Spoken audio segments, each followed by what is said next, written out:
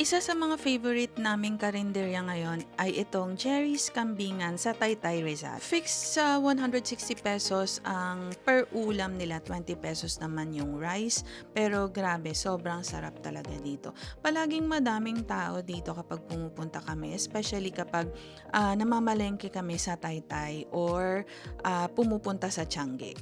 Like what I said kanina, 160 pesos bawat putahe. So, eto yung adobo. Eto naman yung kaldereta. As in, sarap nito, pati itong kilawin.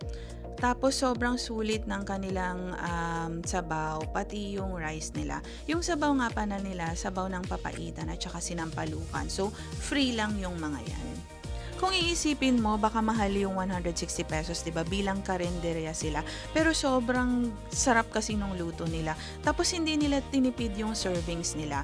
Puro karne talaga, hindi siya maraming palaman na kung ano-ano. Tapos etong adobo nila sobrang, I think, bias ako kasi swak talaga siya sa panlasa namin.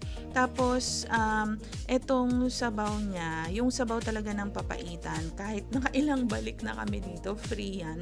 Sobrang sulit talaga niya. Mapait-pait talaga siya. Tapos nag-iiba yung lasa niya kapag nilagyan ng kalamansi.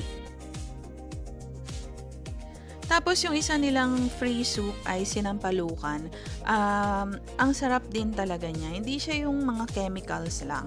Legit siya. Tapos yung rice malambot. Hindi puting-puti yung rice and yet malambot siya. Tapos masarap talaga yung lasa niya. Again, tingnan nyo tong sabaw ng sinampalukan.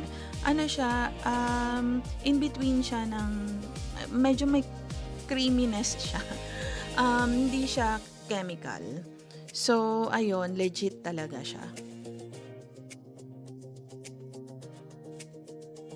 Tapos ito talaga yung favorite ko dito, yung kaldereta nila. Kasi 'di ba, pag kambing sikat 'yan sa kaldereta. Sobrang sulit niya.